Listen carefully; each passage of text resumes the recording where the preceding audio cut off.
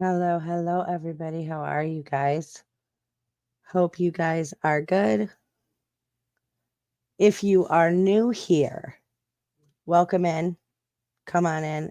Hit the like button on your way in. Thank you guys so much for being here. If you are returning, thank you for coming back. Come on in and make sure you hit that like button on your way in. So, I have a few things that I want to go over tonight. I was going to do a video. I was going to do it in a video and put it out in the morning, but I just figured I would do it this way. So give me just a second.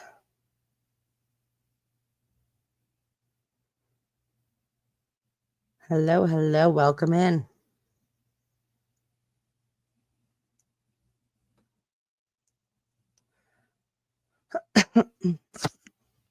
Okay.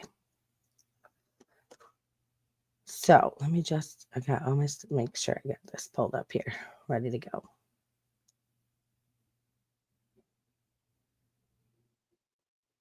Hello, thank you guys for coming. Hit that like button on your way in and make sure if you are not, hit that subscribe button. All right.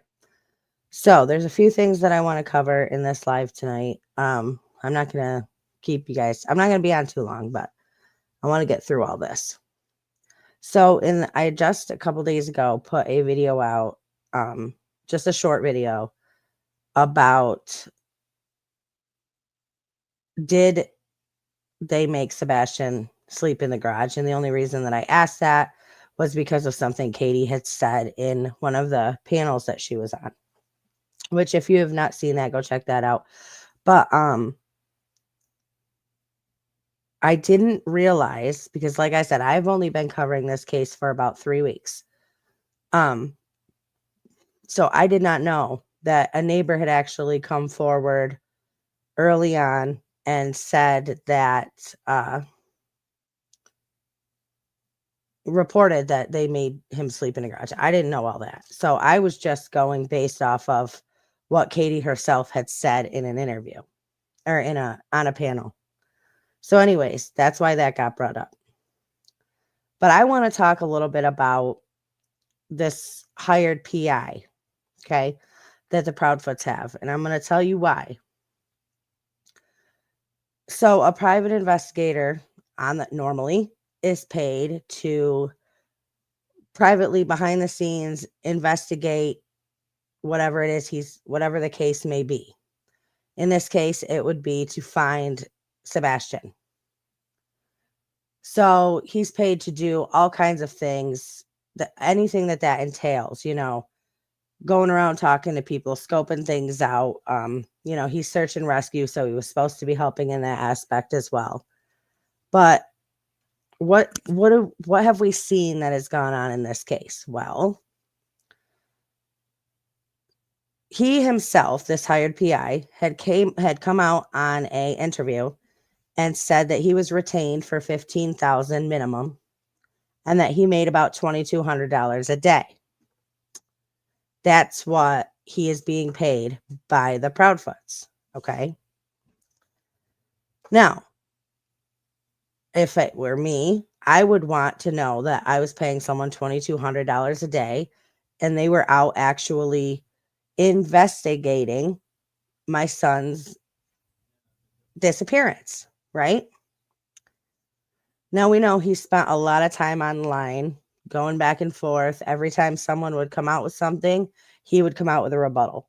Every time somebody would say something against the Proudfoots, he would come out and be the deflector. So it seems to me that he is being paid $2,200 a day, not to actually go around and be a private investigator, but is being paid $2,200 a day to deflect anything that comes towards his clients.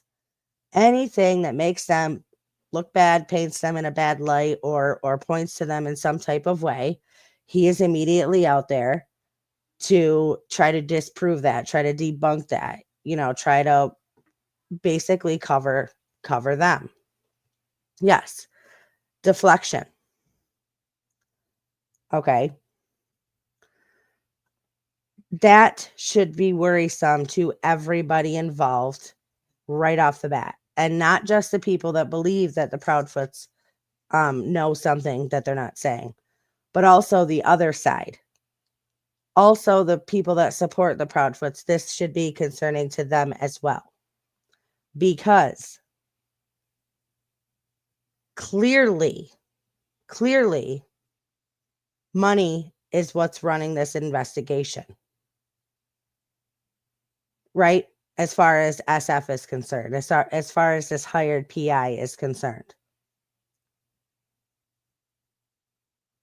Now, let me pull, I'm going to show you. I'm not just going to say it. I'm going to show you. Hit that like button, everybody. All right, so let's just go to his X account for a minute, okay?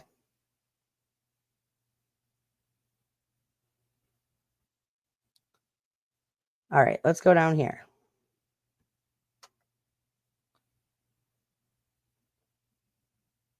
So I'm sure some of you have seen this still shot that he put out right here. Pull it up. Well, it's not the full one, but anyway, the point is that he had put this picture out, and there's been a lot of people speculating, why is that light on?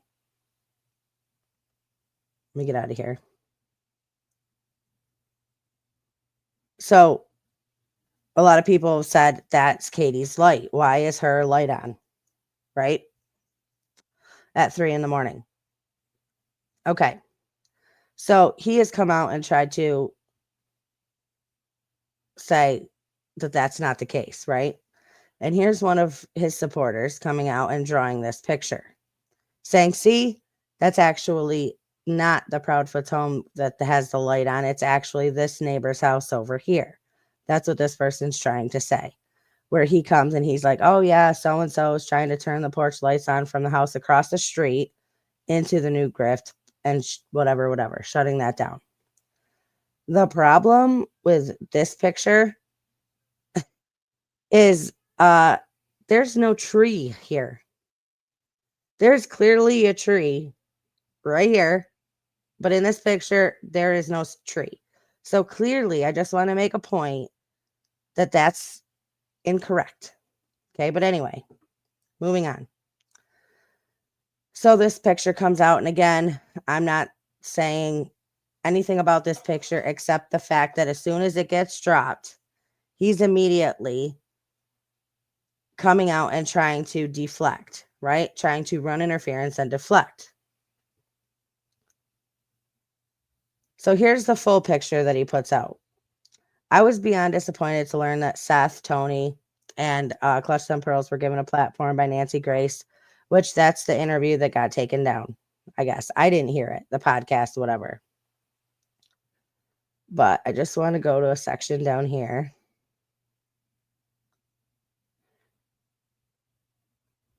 Now, his immediate thing is to go after the Clutch Them Pearls, Tony, Seth, the three that were on Nancy Grace discussing the lights video in the backyard, right? The famous light, the infamous lights video. His whole thing in here is all about trying to discredit the people who are on there speaking against the Proudfoots, because this might make them look bad. This might make them look suspicious. So here he is, even talking about how ashamed he is of Nancy. You know, Nancy's get like, who is it? This guy ain't nobody, you know.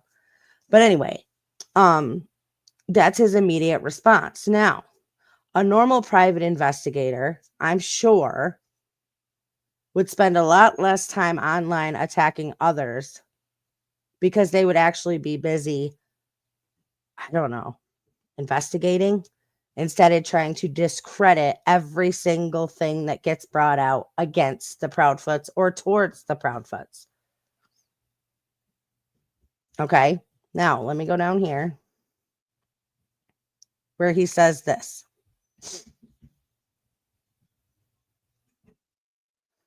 Where is it? Sorry.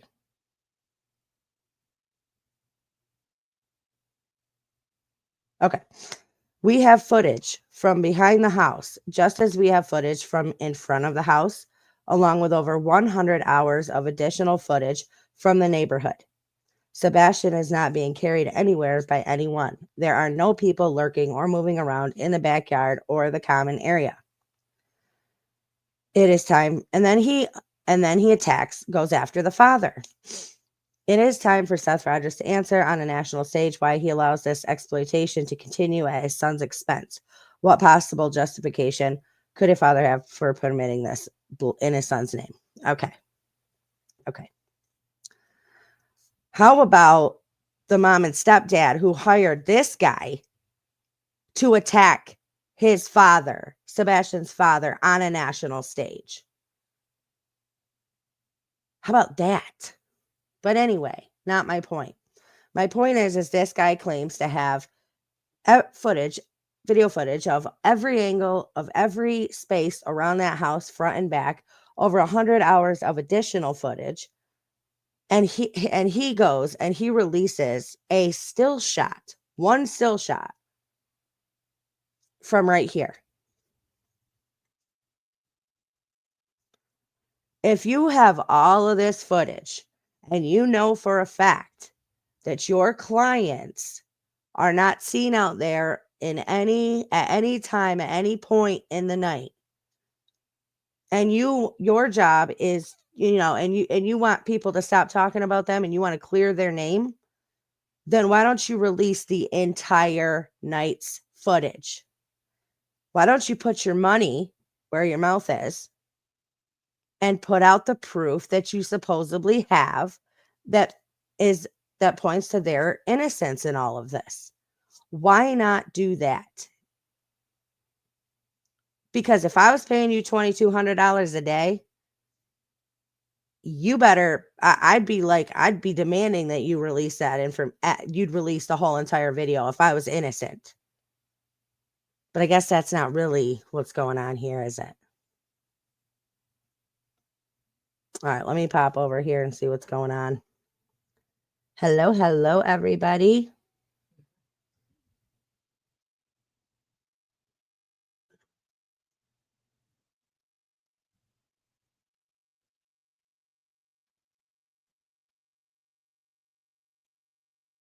Now, he has told us that he is not working with law enforcement is not working with him or communicating with him whatsoever on this investigation. He himself has come right out and told us that.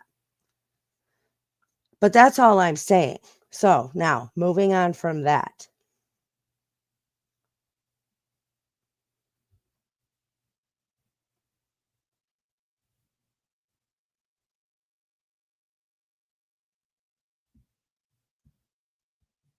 Hold on, let me get down here. So this is where he puts out that, in the response to that picture coming out, he, goes and tries to make this joke about what that is. But anyway, here he is literally going after people on X, not even people that are like content creators, or he's literally going after people on X because they don't agree and they think his clients are guilty.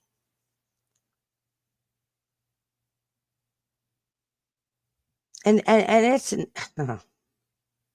oh Lord, hold on. See, okay, so then it gets put out. I mean, I don't know anything about these lawsuits, honestly, between both sides, and I don't care. I don't know about them and I don't care about them. But as soon as a name gets mentioned, I see that he's right out there to try to deflect, try to debunk, and point people. Why is it that every single time something gets said, no matter what it is, something gets said against his clients, against the Proudfoots, he immediately, his first response is to come out and immediately attack whoever is saying it. The next thing is to try to discredit the person that's saying it. And then he tries to, sorry, hold on a second, guys.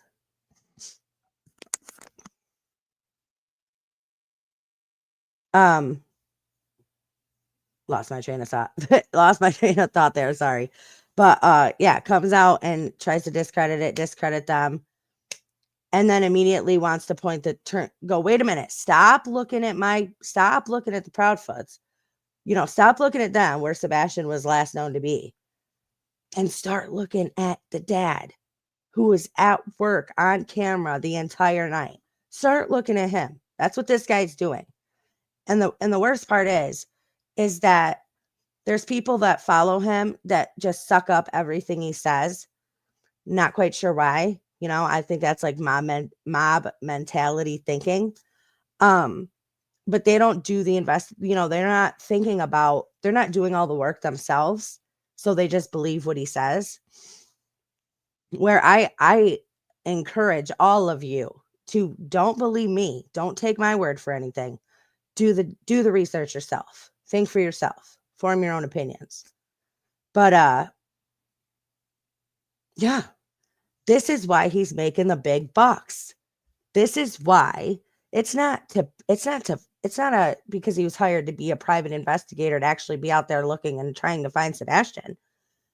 He's making the big bucks, $2,200 a day, so he can cover their ass, protect them, deflect anything that gets sent their way, and deflect it back onto Seth, Sebastian's father. And it's absolutely insane because, and you know what happens here is when something credible does get put out, and then he comes out and wants to squash it. There's a lot of people that go, okay, now I know that's nonsense, and not even knowing if it's actually legit or not. And that's how things get, fall between the cracks. Because when you have somebody that literally wants to fight every single person that comes forward or that steps out and says anything, finds anything, hears the words out of their own clients' mouths, and he's got to go, well, wait a minute. That's not what was said. This person, basically attacking everybody that doesn't support his clients. And it's absolutely absurd. Facts. And it's not just this case. He's done this in prior cases. He did this in the freaking Kylie Rodney case. Don't even get me started. And not for nothing, I don't know how many of you followed the Chelsea Grimm case where she just disappeared. Her car was found in the middle of the road and she was just gone. He literally put out, and I'm sure if you go back far enough, you could still find it, but he put out, because he was on that case too, right? He was on that case. He literally puts out, because I was covering it, he literally puts out a tweet and says, okay, she's been spotted. She left to go start a new life. After all the evidence I've gathered, I'm going to stop looking for her because she went and started a new life, doesn't want to be found, blah, blah, blah. And I shit you not, what was it, a week or two ago? He puts out a thing that he's going back out to look for Chelsea Grimm. Now, why are you going out to look for her now when you told everybody to stop looking for her back when she went missing? Because you said, after all your evidence you collected, she went and started a new life somewhere. That's it. Wanted to leave all of her old stuff behind. Yeah, this is what he does, guys. And I wish people would understand that. He's not being paid all this money to search for Sebastian. He's being paid all this money to deflect and distract.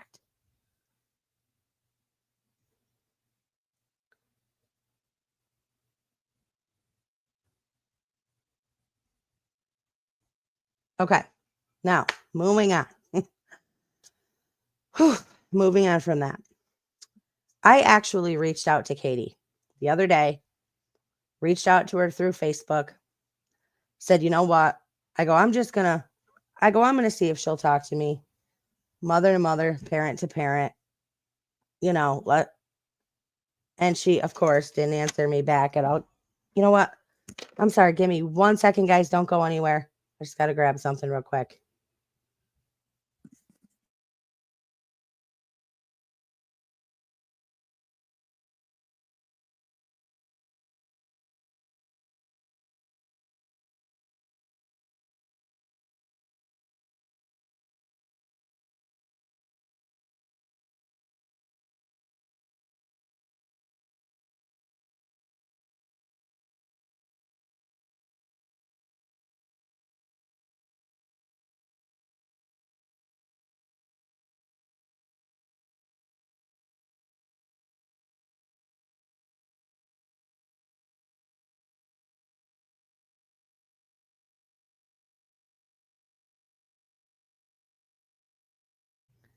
Okay, sorry about that, guys.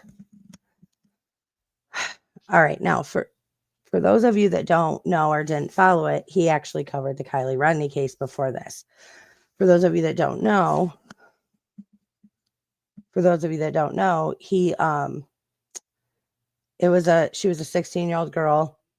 She actually supposedly came up missing after a huge party, a end of the year party. Her and her car were missing for almost 2 weeks, a little over 2 weeks, I think. And he was going around. So after her and her car were recovered out of the lake and she was found in the hatchback of her vehicle, he was going around telling everybody that she was just a drunk, irresponsible kid who drove herself into the lake that night and died, even though she had no water in her lungs. But anyway, that's a whole nother story. But the point is that this is what he does, and it seems to be over and over and over again. Okay. Moving on. Hope you guys are all good tonight.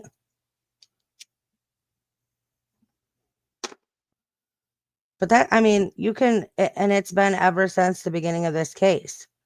And if you go to,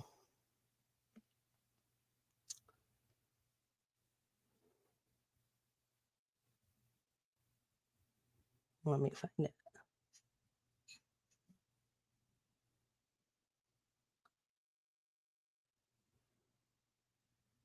Oh, yeah, see right here. We're out searching again today for Chelsea Grimm in the forest above Williams, Arizona. After you told everybody not to look for her no more. How long ago? That's crazy.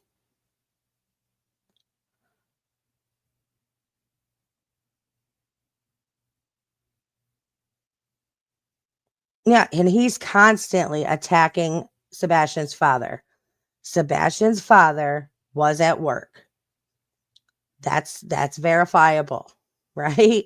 I mean, I don't understand it, but anyway, I just wanted to bring it up, and people need to be aware and not just take people's word for things because he says he's, I mean, he was a photographer in 2021. So it's not like he's been a freaking private investigator all that long.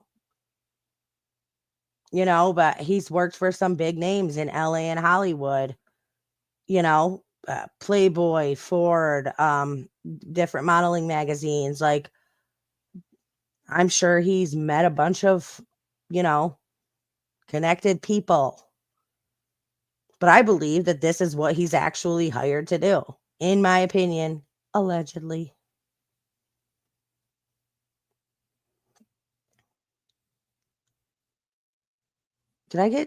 Wait.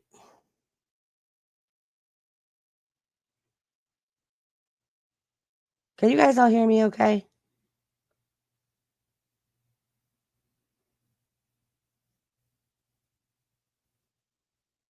I hope so. Because it doesn't sound right in my ears, my earpiece.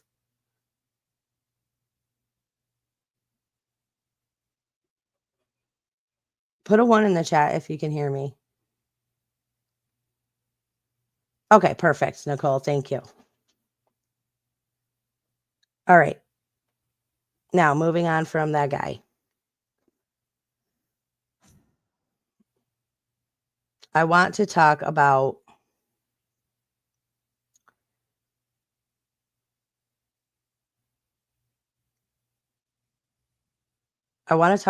food for a second and snacks with Sebastian. Now, Katie said that day in Texas Roadhouse that when she was taking pictures of him, she was sending them to Chris to show Chris that Sebastian ate all of his food. But if you notice in the Texas Roadhouse video, when they sit down at the table and they have the bread there, if you notice, there's a second where Sebastian looks at the bread and then looks up at his mom as if to make sure it's okay that he actually grabs a piece of bread. Now, if you go back to the interview that she did where she talks about him having the colossal popcorn from BJ's and picking up snacks. They had to go and get snacks. And the way she said it, and how Chris chimed in and said that Sebastian was like, what did he say? Like a never ending food disposal or something. Like he could just eat and eat and eat. I can't remember the exact words he used. And then they would always talk about how he had to sneak snacks, and they'd find wrappers under his bed and things like that. And more than once, they've both come out and talked about how he would sneak snacks and he wasn't allowed to have things and blah, blah, blah.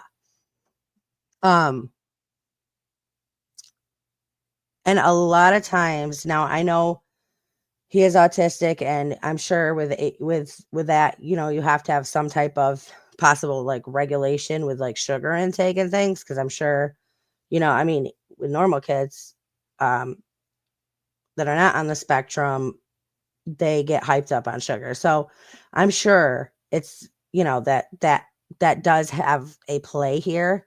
But at the same time, Chris is very strict, like military strict, when it comes to Sebastian and his household. I mean, neighbors were like, you couldn't even tell that a kid lived there. You know, they want to talk about all the time, well, yeah, Sebastian was 15, but he was more like 9 or 10 mentally. But neighbors, like, you couldn't even tell that a child lived there. There's no toys outside. There was no nothing outside to imply that a child lived in that home, which is, you know, kind of odd. I mean, think about it. It's odd. You would have kids stuff around. So, you know, I mean, Mr. Chris, throw it all away. I don't know. But, and just the neighbors saying like they very much kept to themselves. Like, you know, you didn't see Sebastian outside playing a lot, like barely ever. People are like, I didn't even know who he was, you know, in their own neighborhood. So that's kind of crazy. And I'm not saying, because I'm not a fan of like neighborhoods and neighbors, and I don't need to know my neighbors. But at the same time, it seems like there was a lot going on inside that household that, you know, maybe there was a reason why they were kept to themselves. But there's just so many things that point to where you could walk away with the impression that he was not, you know, didn't have the greatest life there, like was not treated the greatest. You know, all of these different things. And then when I heard her say, somebody asked her, do you have, like, when you get up in the middle of the night to go to the bathroom or whatever, you get up, do you go and check on him? And she was like, well, no, you know, I don't have a reason to. And then goes on to say, like, well, sometimes he'll get up in the middle of the night and he'll come in and to get snacks, implying that he had to come in from somewhere. Because you don't, listen, if he was in his bedroom, you would not say he got up in the middle of the night and he come in. You would say he got up in the middle of the night and he'd come out to the kitchen to get snacks. So when I heard her say with her own mouth, he'd come in the middle of the night to get snacks, I was like, whoa, come in from where? And then turns out that the neighbor actually said that they, you know, had seen a bed in his garage, but he told Nancy that he had a bed that was given to him in his garage. Now, you know, I mean, we don't know if it was like a bed set, like it's up against the wall. It's not like it's laying down being used. The only reason that I said was, did he sleep in the garage, wasn't because of the bed, because I didn't know about that at the time. But it was because she was like, he'd come in the middle of the night to get snacks. That's why I said that, just to make myself very clear. Crystal freaking clear, right? Let me see. Not to mention the, you know, CPS records that are the CPS people that have been called. And actually that one neighbor said that multiple times CPS has come through there and gone to their house. I mean, you know, they have recognizable vehicles, but we don't have access to those records, obviously. But yeah, there's just a lot that doesn't really add up and go together with what the parents say.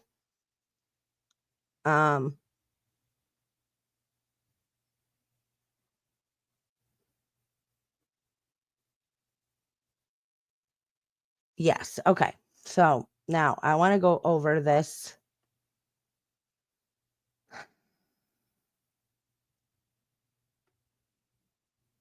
Let me see.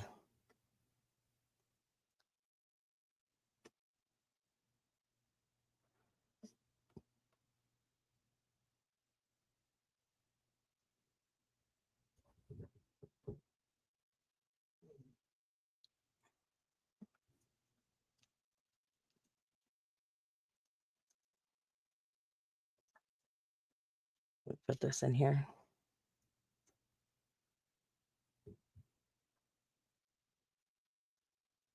Okay.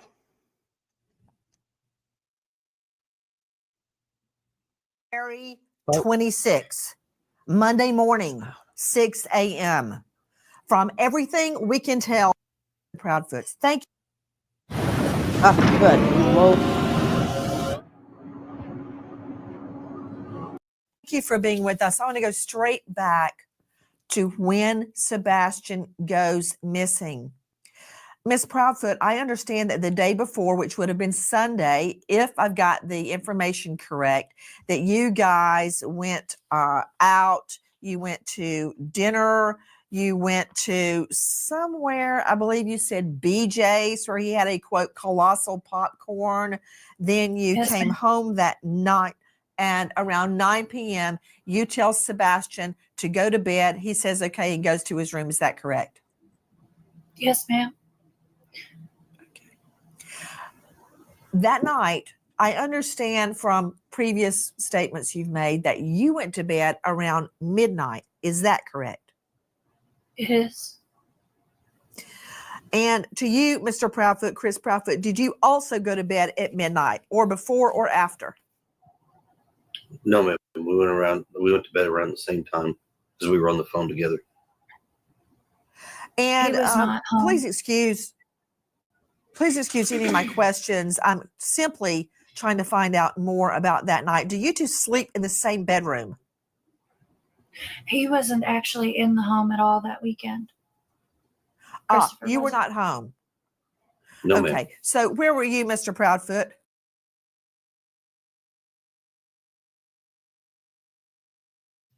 he was not home. But yeah, he's the one out there running his yapper all the time, jumping on the panels, going on to channels, saying this, that, and the other. Where Sebastian's mother sits there silent.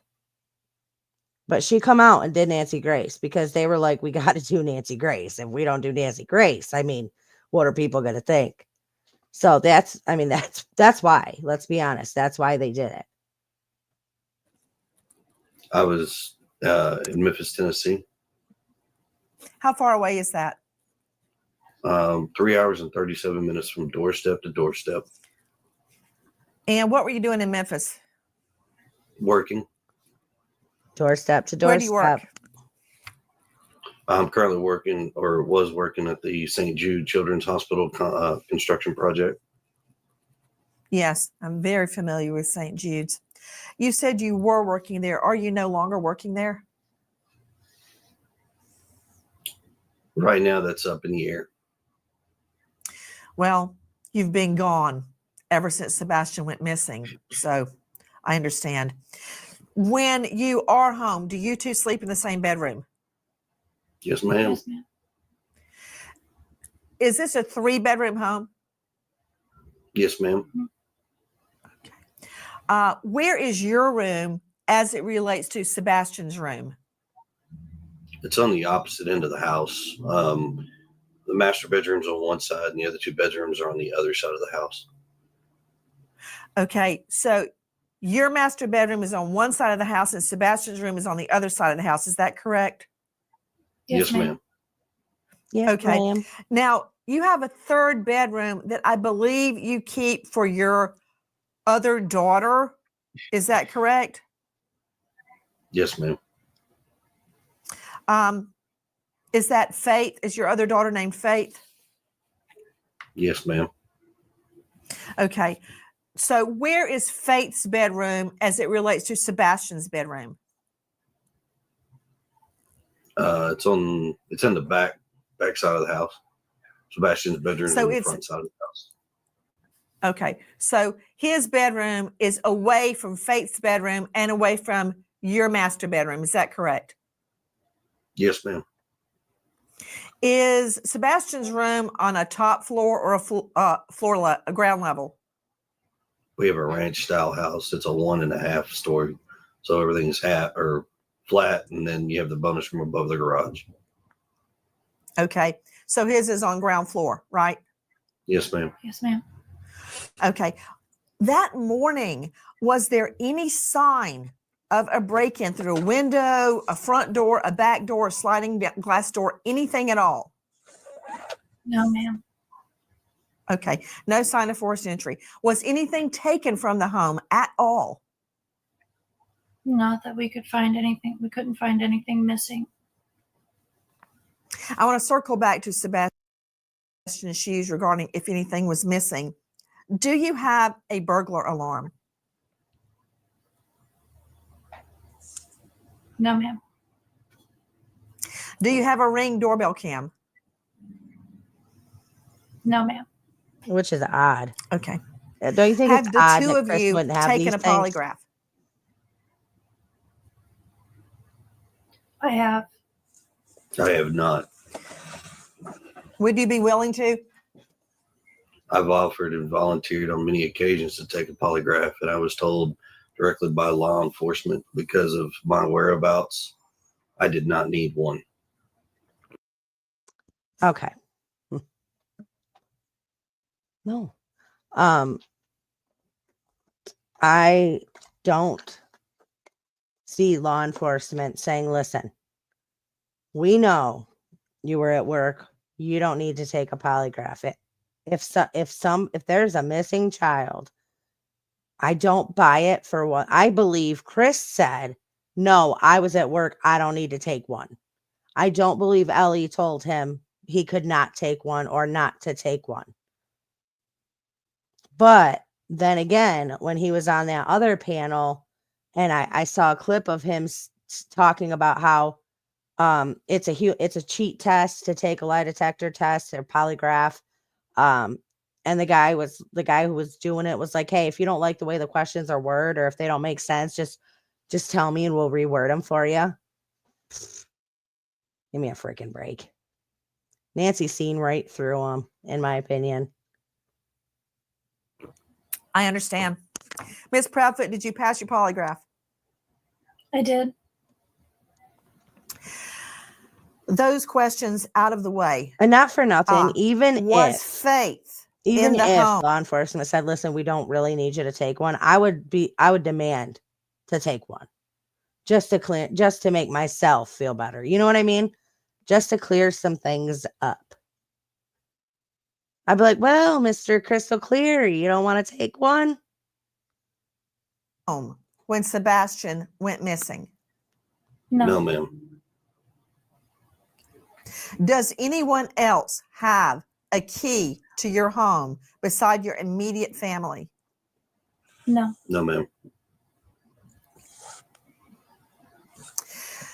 That night, Miss Proudfoot, at midnight when you went to bed, what did you do until midnight?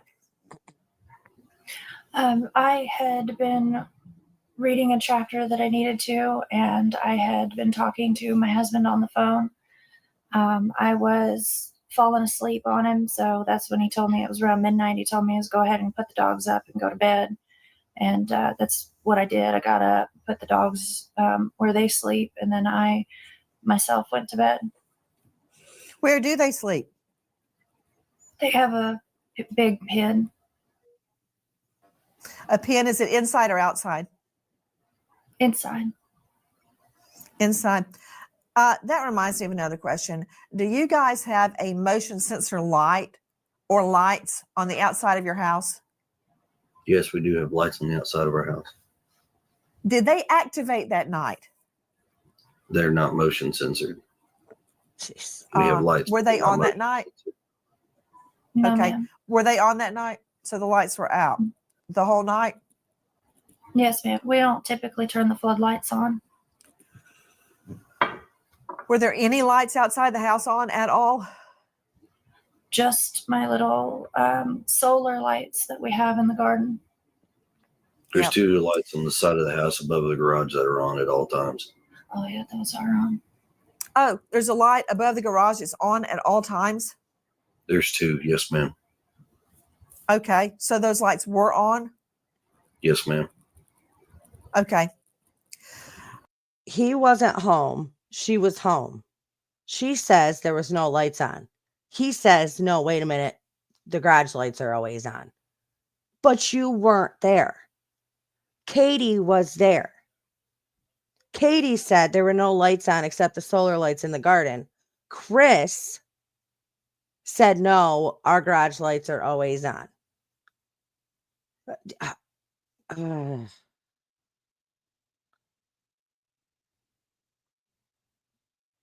The reason I'm asking is because I heard you say earlier, Mr. Proudfoot, that your neighbors have been very, very forthcoming with their Ring camera info. And I was Yes, ma'am. trying to determine if any lights were on, what, if anything, they may have caught. But I understand from your previous interviews that nothing of any evidentiary value was caught. And also, in another statement you gave, I understand that the video of the 2 flashlights, and I'm saying that with air quotes, that's not exactly what that was at all. We now don't believe that 2 flashlights were observed around your home. Is that correct? Yes. You're very correct. Okay. Question regarding your vehicles. Ms. Proudfoot, what make and model do you drive? I drive a Infinity SUV. Year? 2017. And sir, what do you drive? I drive a diesel truck, Chevrolet. Year? I don't remember off the top of my head. I think it's a 2021, I think. The truck that this guy is so protective of and so defensive of. My truck, my truck, my truck, my truck. Didn't even know what year it was.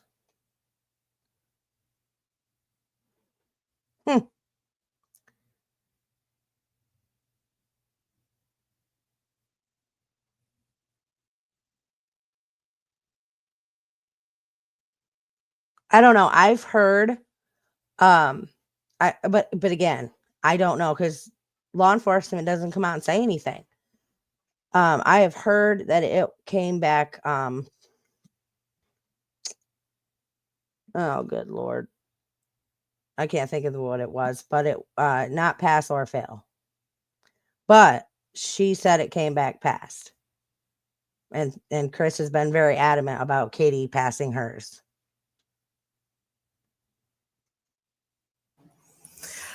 So your Infinity SUV was parked in the garage or outside the garage that night, Ms. Proudfoot?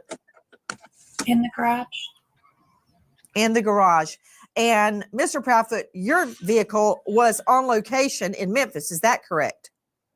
Correct. Okay. So there's only one car at the home. Is that right? There was actually a work vehicle in the driveway at the time as well, but it hasn't moved. We can't give out that information because we don't have permission from her work. It's sitting in a damn driveway. Seen it. I don't understand that. What? I know. About the make and model of the vehicle. I have a work van that was also parked in the driveway. Why is that? If it's out in the driveway where people can see it, why is that privileged Exactly. information? Something about Xanax. We just don't have permission from her company to divulge that information. Have you asked? No, No. ma'am, we have not. Nobody's asked us So that that question. was- to be honest with you. Okay, so you have a work van. Question to you. Wait a Ms. minute. Proudfoot, He what- says that nobody has asked us about the van. You're telling me law enforcement didn't ask these two about the van? They didn't. I hope they checked the damn van. what do you do for a living? I am an installation technician.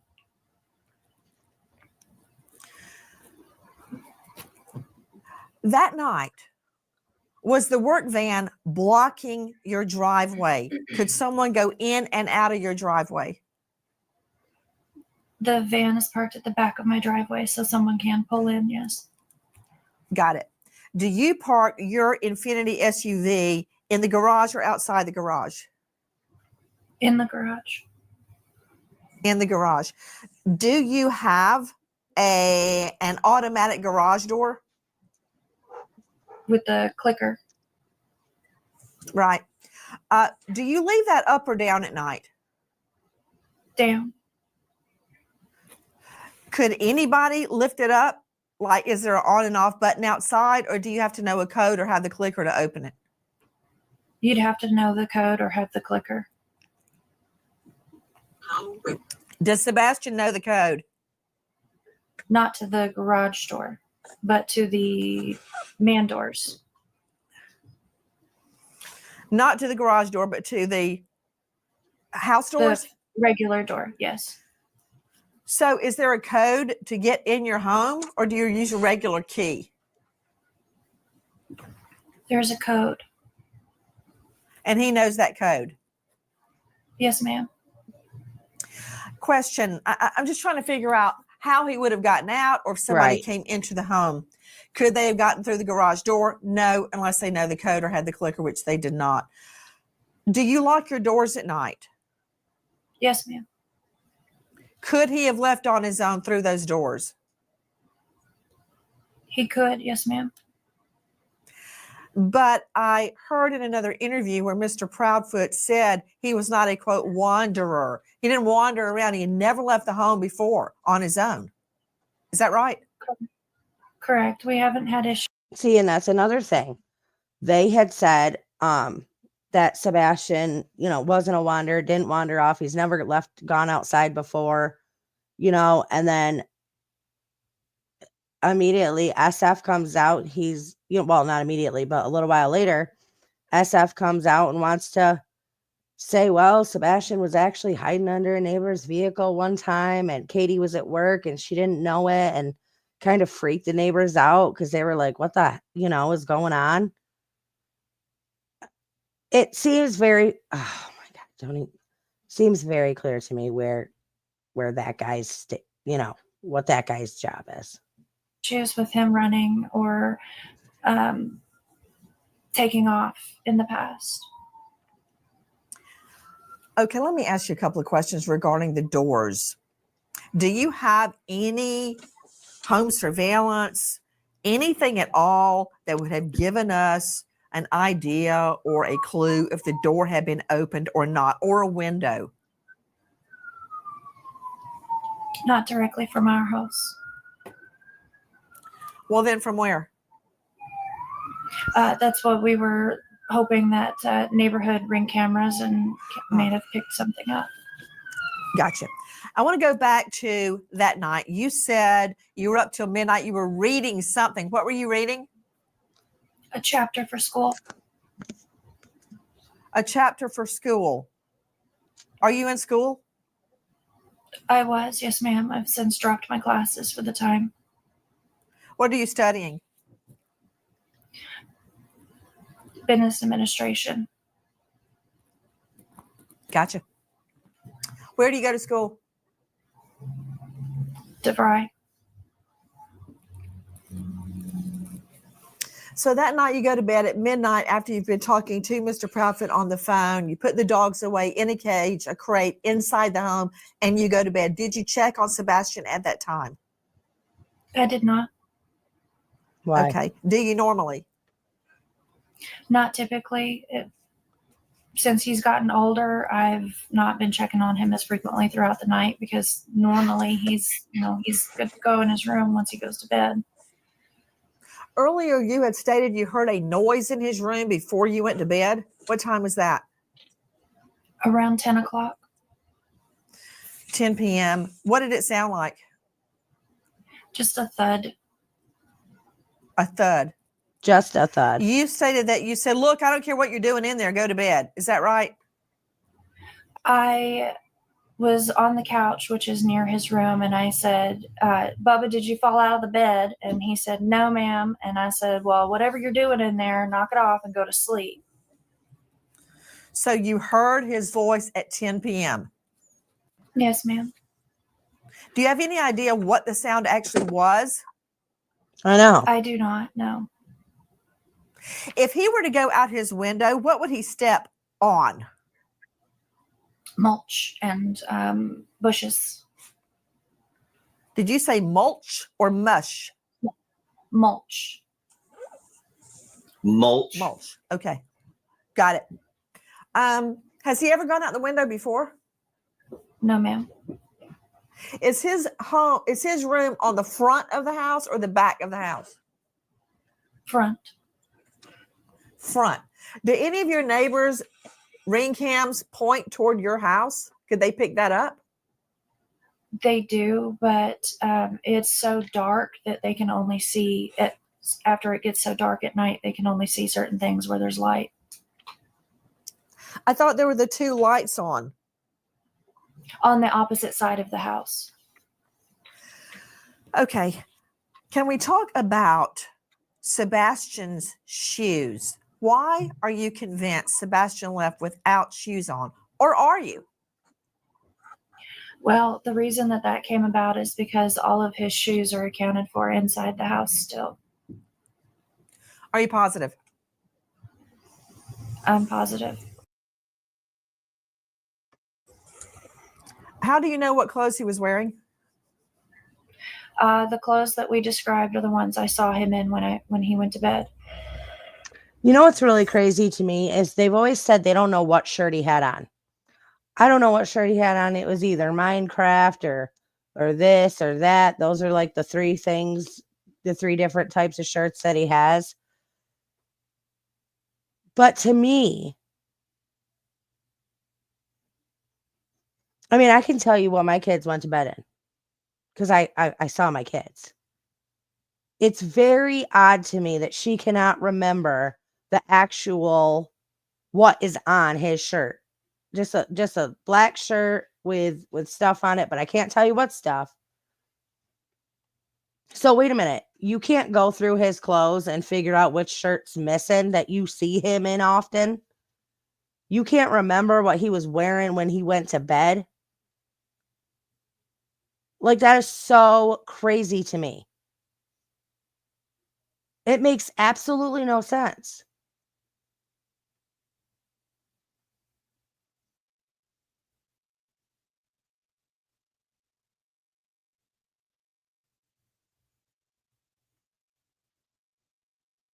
And it is interesting that Craddock come out and was like, well, mother says, he's barefoot, but I'm not going to say he's barefoot. So I'm not sure why that was said because they're so tight-lipped on everything, but I do find that interesting. But the shirt thing it really bothers me. Like, as a parent, it's just you and your son home. Did you not see him once he got into his pajamas? She's like, we came home, it was 9, whatever. I told him to go to bed. You didn't know what he was wearing, though. Like, that makes no sense. And you can't go through, like, does he have an endless, is there Walmart in his closet that you can't tell what shirt's missing?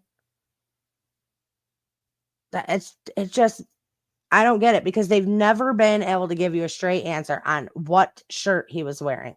And I think that's odd. That morning, you woke up at 6 o'clock. Is that the normal time you wake up? Yes, ma'am. Are you a heavy sleeper? Off and on. Do you take any medication at night that would make you sleep? No, ma'am. But you heard nothing. I did not know. So we know he is alive and well at 10 p.m. At 6 a.m. He's gone. You say he's never left before. Is that right? Correct. He's never run off before. And could I confirm, where was his bio dad at the time he went missing? I believe he was at work in Nashville. Had there been any family argument or altercation prior to him going missing? No, ma'am. And Mr. Proudfoot, when did you leave town? Early February. So you had been gone for days before he went missing. Is that correct? Correct, Weeks. ma'am. Had you visited home since you left? You said from when I initially left? Yes. Yes, ma'am. I came home February 26th, the morning I was told that he was missing.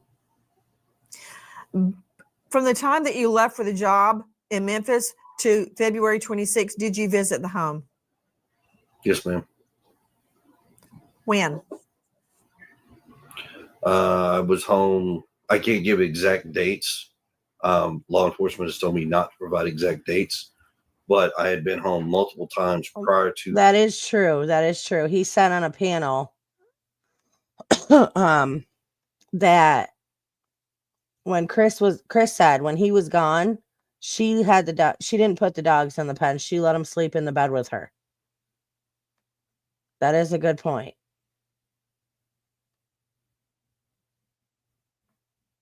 February. And then I left early February and then didn't come back till February 26th, the morning he was missing. So you were not home from the time you left early February till Feb 26. Is that right? Correct, ma'am. Where were you living in Memphis? I have an RV trailer that I stay in at an RV park. RV park. Okay. Following back up on that morning, you search the home, Ms. Proudfoot. Then you get in your vehicle and you start searching. Did Sebastian know how to drive? No, ma'am. Was your car in the same location when you woke up that morning as it was the night before? Yes, ma'am. Has your car been searched by police? Multiple times. Yes, ma'am. Have scent dogs looked at your car? Yes, ma'am. So your car's in the same place. You get in the car, you start looking in the neighborhood for him. Is that right? Yes, ma'am. Then you call Mr. Proudfoot, right? Which again makes no sense because it's 6:30 in the morning. Why you would get up, realize your kid's not in the house. He doesn't walk to school. He rides a school bus. School's not anytime soon. Why she would assume and just get in her car. I think, I don't want to speculate, but however, not for nothing, it makes no sense for her to get in her car and drive to the school. She didn't get out of the school. She didn't get out of her car at the school and go into the school.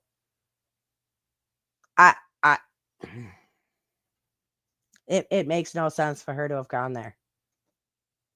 None whatsoever. I believe I was already on the phone with him at that point. Okay. Question. Who called 911? I did. You did. Yes, What ma'am. time?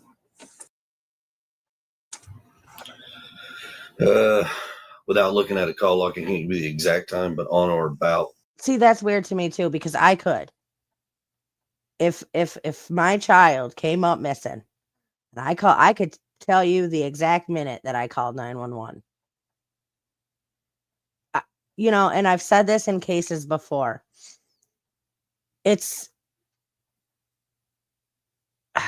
You would be racking your brain all day, every day, trying to remember your exact last time, everything. You would remember all of that because, this is a huge thing that's going on. Your kid's missing.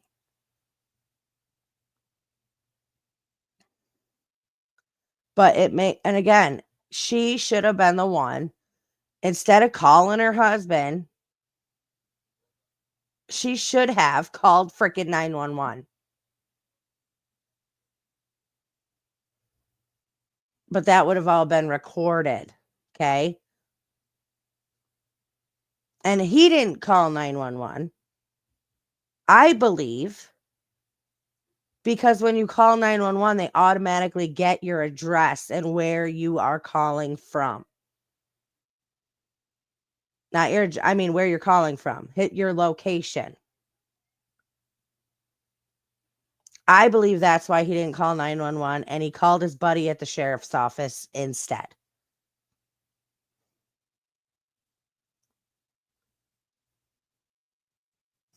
Uh, 6:20.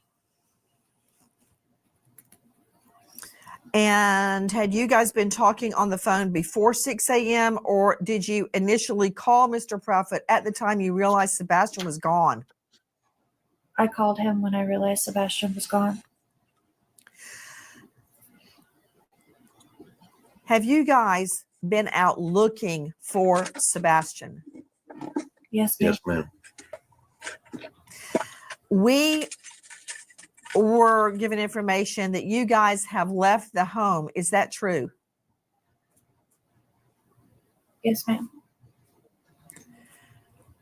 Why? I'm going back to work. You're going back to work. What about you, Miss Proudfoot? And I'm not going back to work. Not yet, at least. No, she means, why'd you leave the house when your son is missing? Did you leave the home also, Miss Proudfoot? Yes, ma'am. Why?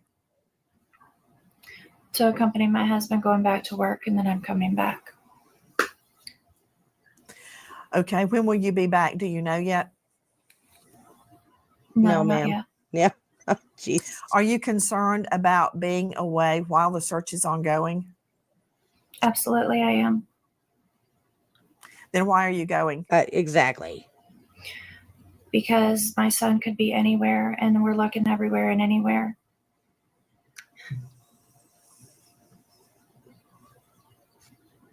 Yeah, he literally did just say that. He said his job was up in the air.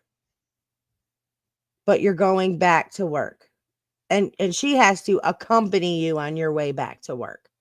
But then she's going to come back home. She just doesn't know when. All while her son is missing.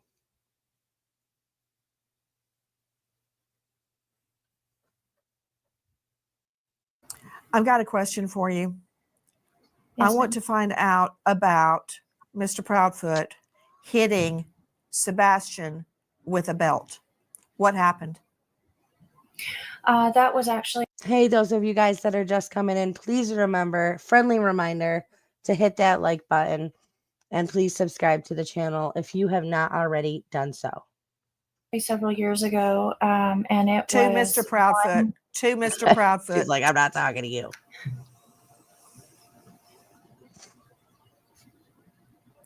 I've got a question for you. Yes, I want to find out about Mr. Proudfoot hitting Sebastian with a belt. What happened? that was actually several years ago, and it To was Mr. Proudfoot. To Mr. Proudfoot. To Mr. Proudfoot. Yes, Mr. ma'am. Proudfoot, what happened? Oh, I'm sorry. I misunderstood. I thought you were asking Katie. Sebastian had gotten in trouble. He got caught lying. And I had asked him, I said, hey, you got to have a punishment for this. He says, yes, sir. And I said, okay. So I gave him a swat with a belt on his buttocks on the outside of his clothes, one swat. This is what I'm talking about, though, with the military style that Chris has. You know, and it, I don't, and again, we can, play tit for tat and go back and forth here, because there's a lot of people that think, hey, that's okay. Kids need that. There's a lot of parents, however, that, disagree with that type of punishment. It is what it is. But I believe, in my opinion, it is worse to do it. I mean, I would never, ever do it. I would never take a belt to my kids.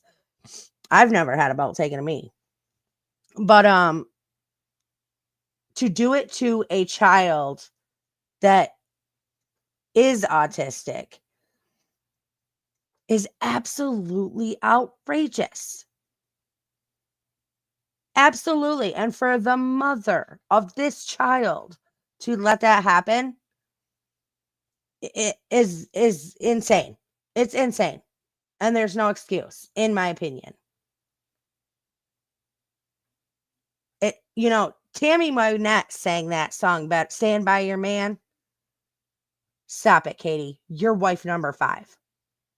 Stand up for your son, because you are the only thing he's, you and his dad, but I'm saying, at the time, you were all he had. And you chose this guy instead. You let this guy take a belt to your son. You let this guy make Sebastian fill all of his stuff into a trash bag and throw it in the garbage. You let this guy control the treatment that your son got, and you stayed silent about it. That is not okay. You want to feel bad for that, because at a minimum, you're guilty of that.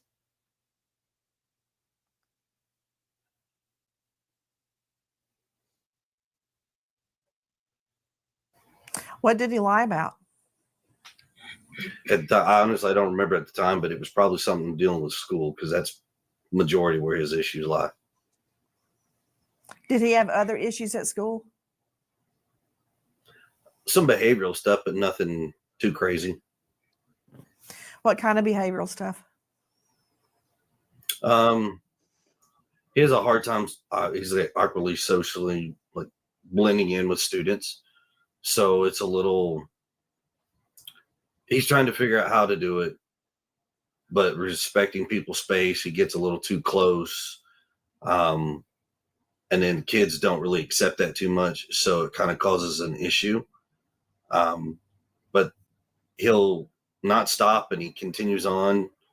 So then it causes an issue. And instead of being honest about it, he'll lie. Like, no, I didn't. Okay, Sebastian. So it kind of causes an issue. What kind of behavioral stuff? He has a hard time. He's awkwardly socially, like, blending in with students. So it's a little, he's trying to figure out how to do it, but respecting people's space. He gets a little too close. And then kids don't really accept that too much. So it kind of causes an issue. But he'll not stop, and he continues on. So then it causes an issue. And instead of being honest about it, he'll lie. Like, no, I didn't. Okay, Sebastian. We're lying about doing Was what? that the first time? Wait, what'd she just say? And that's another thing. That's another thing.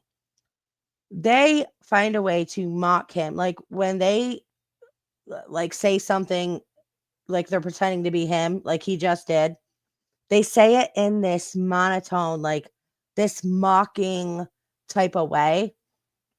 And he'll say something, and she'll always come out with something else, like to add to it, to make it sound, you know what I mean? To, like, go against her son in a way. That's how I see it. Like, and I don't know what her deal is or why she does that. Like, I don't know I don't know what her issues are, but she's definitely got some. But they do this to this kid and they wonder why they're being criticized so much online. Like, I have no sympathy for people that treat a child the way that they have, the way that they have admitted. And everything I've ever said about these two, I don't care what anybody says. Everything I've ever said about them is based off of the things that they have said that have come out of their own mouths through interviews and on panels. That's it.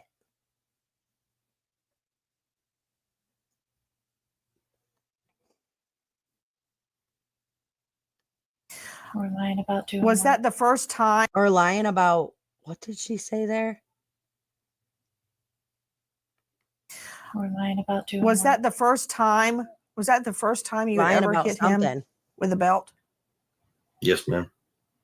The one and only time, actually. Actually. When was this? Years ago, ma'am. But then we found out that he had the CPS worker at his house because he whacked Sebastian for not wearing a belt. Now, a lot of people say that, they don't believe he got hit with a belt at that moment. A lot of people think that he whacked him in the back of the head. Because, he's like, Sebastian, where's your belt? I don't have it. Whack. That's what he says. Got him. Like, what a piece of crap. That child is missing. And you're on here talking about how you whacked him for not having a belt on. Whack. Got him. That's exactly what he said. I wanted to reach through the freaking screen at that moment and choke the guy. But we're supposed to feel bad for you, for the hate that you're getting. You're not the victims here. Sebastian is. He's still missing. Where's he at?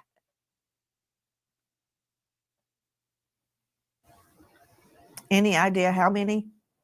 3, 10, 1? It probably at least 3 years ago. I don't understand how that turned into a CPS or Child Protective Services complaint. How were they alerted that you hit him with a belt? That did not turn into a CPS service call. There were other CPS reports, right? Were they regarding your other child? There is one in regards to my daughter that I know of out in New Mexico with my ex-wife and myself. What happened? At the time, my ex-wife had fled to New Mexico with my daughter. We're going through a custody and a divorce case at that time. And at the time, when I'd call and try to check in on my daughter, I could never reach my ex-wife at that time. So a welfare check was requested. Law enforcement told me to call CPS if I had concerns.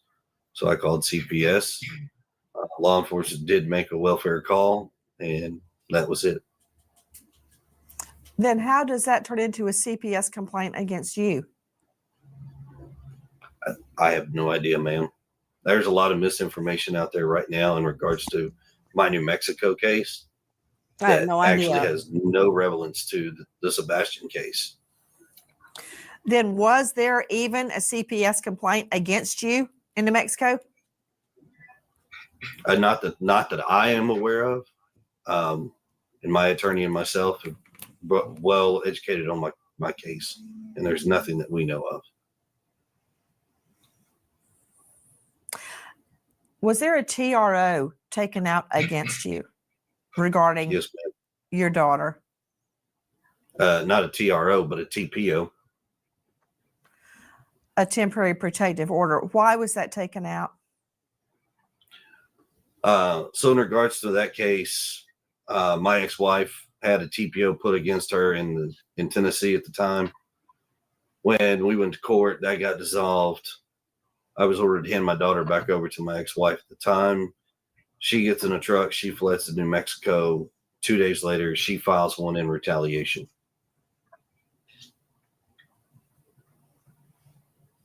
Is it still in place?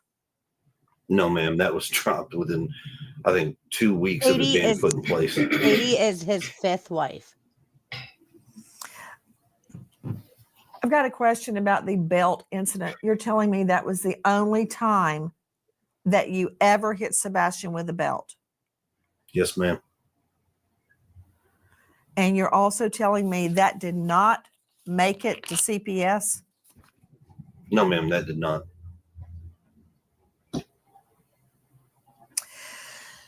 Question Yes, ma'am. regarding Faith's furniture.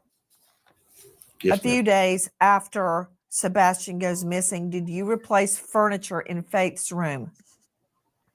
No, ma'am. I have not replaced any furniture in my daughter's room. Is there any new furniture in the home? Yes, ma'am. There's a bed that was given to me, and it's currently in my garage. See, now this is the part that I want to touch on because we don't know. I'm guessing by the way she's wording it that he had a bed given to him after Sebastian went missing. Okay. And he says it's in his garage. However, again, it came from a neighbor, so it was third party that said that they had seen a bed in his garage. But that's what people, I think, are trying to figure out. Well, was there a bed in the garage before Sebastian went missing? That's the key. Has anything been taken out of the home? No, ma'am. I was curious about a statement that Miss Proudfoot made earlier that canine dogs hit on the barn around the home and near a retention pond. Did that happen? I'm not sure about the barn, but the retention pond, yes. Which is, okay. So, and I've said that, I said this, but I want to make this a point. The cops said there was no scents picked up outside of the home. No scents. Nobody could pick up a scent. No dogs picked up Sebastian's scent outside of that home. Okay. That is from Ellie themselves. Chris and Katie went around the whole time and said, yeah, nope, yep, scents were picked up, blah, blah, blah, blah, blah, blah, blah. Because they want you to believe the narrative that Sebastian walked out the front door on his own. We're not stupid. The cops said no scents were picked up, meaning there's no way, as Scott Snyder, the detective I had on here on my channel, as he stated, the weather and the elemental factors, the environmental factors were perfect for scent dogs at that time. So if he had walked out of the home like they claim, his scent would have been picked up. But that's why they've jumped all over the place saying, yeah, a scent was picked up, because that fits their narrative that Sebastian walked out of the house. The cops have gone against that and said, listen, no dogs picked up a scent of Sebastian. So I just want to make that, I'm going to steal a line from Chris and say, I just want to make something that crystal clear. Because law enforcement says the dogs did not hit. But Miss There's Proudfoot says they did hit around the retention pond. So there's been a lot of miscommunication in regards to what is and what is not. To help clear that up, law enforcement has actually spoken directly with me, showed me a few things. What I can tell you is from day one, there was 5 dogs that started the scent for the search. And then after that, from the next 8 days out from that, there have been dogs from all over the country that have come in and done searches and had scent hits in various locations. But I would say a certain percentage of them tend to go toward the same spot, which would have been a retention pond. So the law enforcement dogs did not hit on the retention pond. Is that what you're saying? No, I'm saying they did. There was at least 3 that I know for a fact that did hit on the retention pond. And the pond has been drained, correct? And there was nothing there.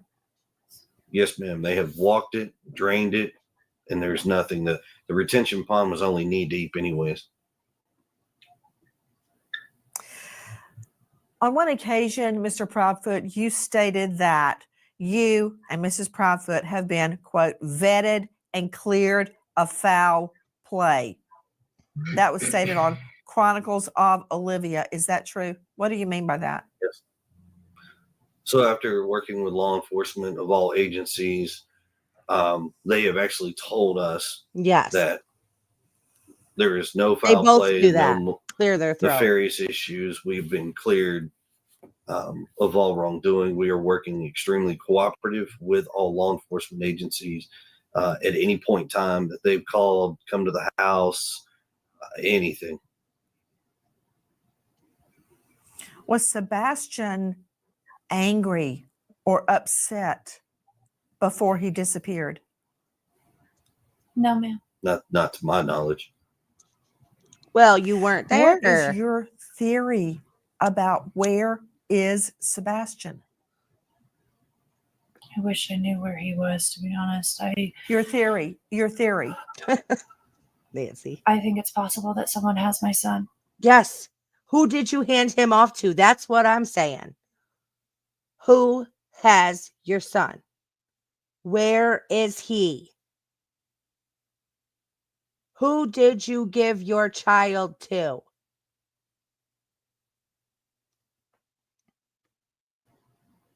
Why? Because I feel like if he had been close to the house or had walked off, that we would found him by now with as many people as we had searching. Have you checked his social media? He doesn't have social media. Have you checked his phone? His phone has been thoroughly checked. Yes, ma'am. Have you handed your phones to police, both of you? Yes, ma'am. Yes, ma'am, we have. What about the burners? Has police What about the burner flip phones? Where are they at? searched all of your devices, your laptop, your iPad, everything? Everything. Yes, ma'am. Other than you, Miss Proudfoot, Oh, Chris's Who mom, you're saying. is the last person that saw or heard Sebastian Oh. alive the Sunday before he went missing? 2 of his Sorry, I gotta Your iPad, everything. everything. Yes, ma'am.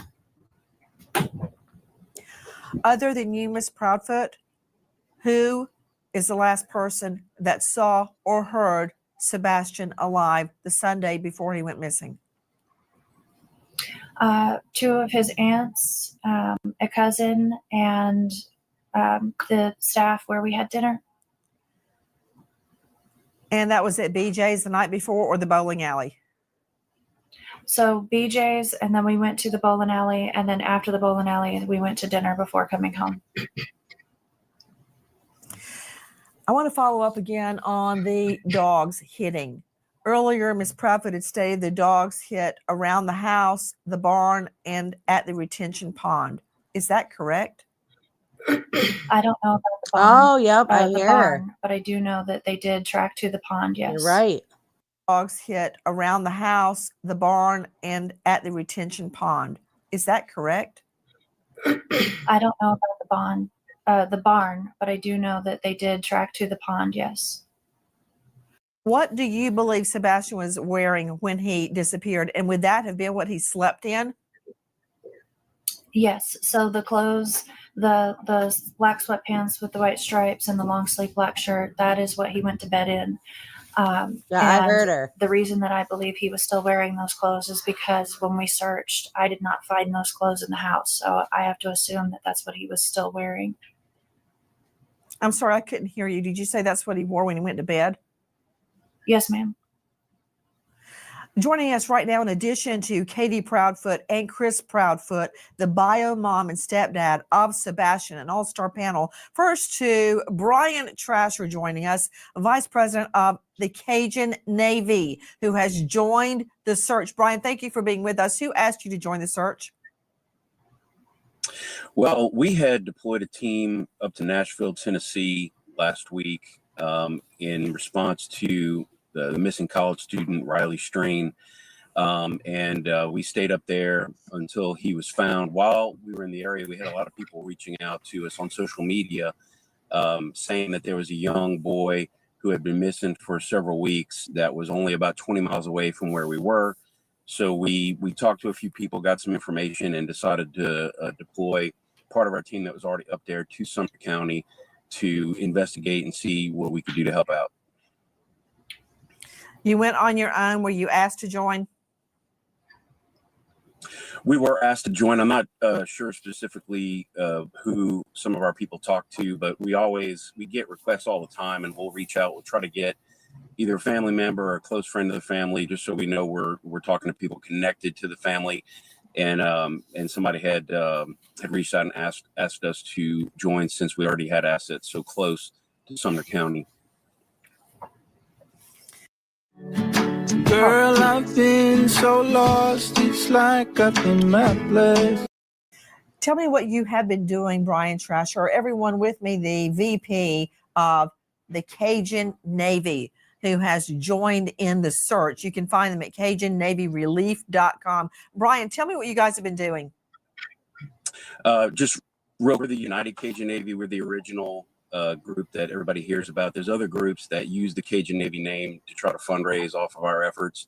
Cajun Navy Relief is not affiliated with us at all. We are www.unitedcajunnavy.org. We're the original. We're the real ones. Again, what exactly have you been doing on the search?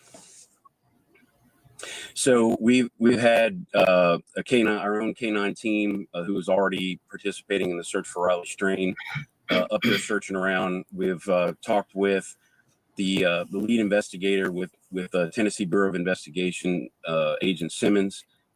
We've talked a lot with him and trying to coordinate efforts, because we always try to coordinate with law enforcement and make sure we're not getting in the way, duplicating efforts, or putting out any. You know what, Mr. Trasher, let me just cut the chase here.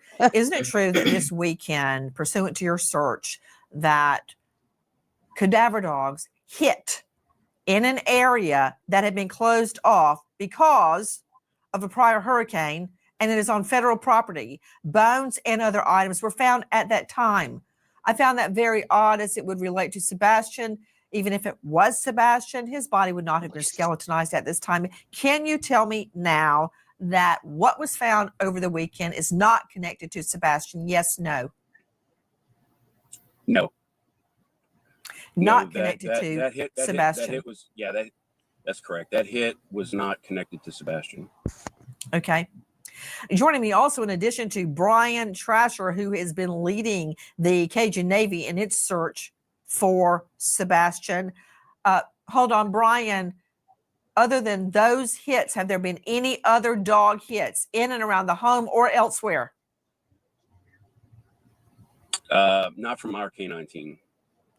I'm very concerned, Brian, as you can imagine, because LE law enforcement has stated there were no canine hits outside the home, which I find very, very disturbing. Because if he had gone outside, particularly barefoot, there would definitely have been a scent trail. Now, we're hearing from the Proudfoots that there was a hit around that retention pond. How far is that pond from your home, Mr. Proudfoot? Less than probably half a mile if you walk the whole path. Is it through wooded area? Would he have had to walk through the woods to get there? No, ma'am. You can actually walk either the main road or the subdivision. So the construction site is a subdivision, new addition that's being built, and they have a road that's going to be tied into our subdivision. So you could actually walk up that way, or you could walk to the main road and walk into it. Did Sebastian ever sleepwalk? No, ma'am. So he would have had to leave the house undetected by Katie and walk all the way to that retention pond. Did the dogs follow the trail a half a mile? Yes, ma'am. They followed the trail all the way to that retention pond? Yes, ma'am. Yes, ma'am. That's very curious, as they are saying the dogs didn't pick anything up. Back to you, Brian Trasher. Did you guys search anywhere other than that federal property where the false positive was? Yes, no? No.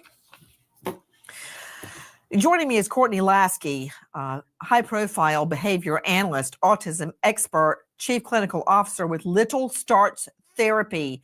Courtney, thank you for being with us. At this juncture, we know Sebastian to be most likely with people he doesn't know, if in fact he is still alive. How would that affect a young boy with autism? It would affect him greatly. Based on the diagnosis of autism, we know that they typically have deficits with communication, social skills, and they display some rigid and repetitive behaviors. If, in fact, he is with someone else who does not know him well, that would be entirely out of his routine. He could be engaging in behaviors that he hasn't engaged in before. He could be looking for an escape. He could be looking to get out of those aversive situations. We know that not every autistic individual will wander, but those who do wander, 36%, it's to get out of an aversive situation. It's to get away from something that's overwhelming or overstimulating to them.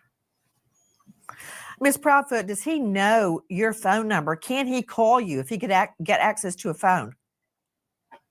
We have gone over my phone number. I don't know that in a high stress time he would remember it, but yes, I have taught him my phone number. Was he ever allowed to go visit friends' homes?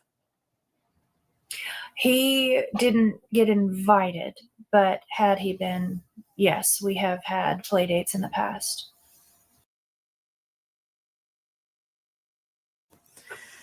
Would he go there on foot?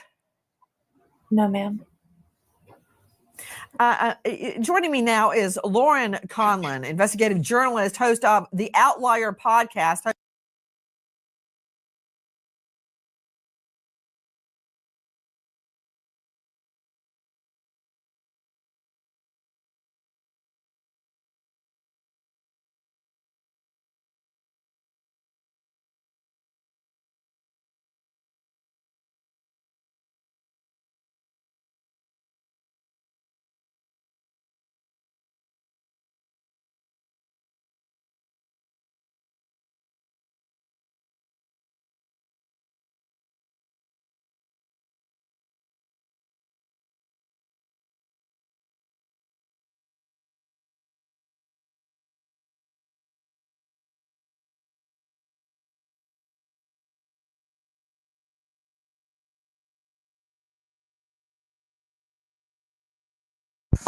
Oh my gosh, you guys, my thing was muted that whole time. I'm sorry. It's crazy that the neighborhood, a lot of the neighbors didn't even know Sebastian lived there. Like, it's not like they seen him or he was outside playing a lot or whatever. It's one thing for Katie and Chris to keep themselves away from the neighbors, for whatever reason. A lot of people don't like neighbors. A lot of people are not friendly people. But just for the neighbors to be like, I didn't even know a kid lived there. Like, I didn't even know this kid, and I live in the neighborhood. I live down the street and didn't even know this kid. So that is a little, and I'm not stating that this happened because I don't think that this is necessarily what happened. I'm not stating that, but your mind goes to the things like, look at them girls who were in that house. They were 5-10 miles from home, and they were kept for like 15 years, 10 years. It's crazy. You just never know, Host of Corruption, What Happened to Grant Solomon, and you can find her at laurenconlon.com. Lauren, thank you so much for being with us. What can you tell me about that stretch of road, if anything, between Sebastian's home and that retention pond? Well, look, Nancy, I think like everything else about this case, it is very confusing because the public hasn't heard much from the police. We haven't heard much from the Proudfoots, obviously, when it comes to that, or Seth Rogers. And now I'm learning a lot here as I hear Chris Proudfoot say, okay, we can't speak about this because of law enforcement. And now with the Cajun Navy coming in, I think a lot of us are very excited that they are going to basically canvass this road. And they are actually telling civilians to hang back. Nobody needs to search this anymore. You need to stop. You need to stop helping and let us work with law enforcement and take over. Now, I called the Sumner County Sheriff's Office yesterday because of all the misinformation going around. And I got to be honest with you, they didn't even know what was going on with this road, with the recreation search. They were either very elusive or they were very confused. But either way, it's very concerning because the people, and as well as myself, I don't live in Tennessee. I cover a lot of Tennessee. We are very concerned for Sebastian. We are very concerned. And so, okay, so let me just stop you right there, Ms. Conlon. Ms. Conlon, everyone is concerned, but let me remind everyone that law enforcement is under no duty at all to tell us or anybody else, including the Proudfoots, anything. They are not representing the Proudfoots. They are representing Sebastian. justice. And they will do what they have to do. The fact that they're that's what not they're giving supposed us to a be blow doing. by blow is their business. Does it mean they're stymied? I don't know. Does it mean they know more than we think they do? I don't know the answer to that. But just because they're not releasing an ongoing investigative file is not a concern to me. At this juncture, I'm collecting facts in the best way I know how. Now, regarding that route from the Proudfoot home to the retention pond, is it your understanding, Lauren Conlon, that there were no hits by scent or cadaver dogs along that route? correct, Nancy. It is my understanding there were no hits from the dogs. Correct. It is very confusing. It's confusing.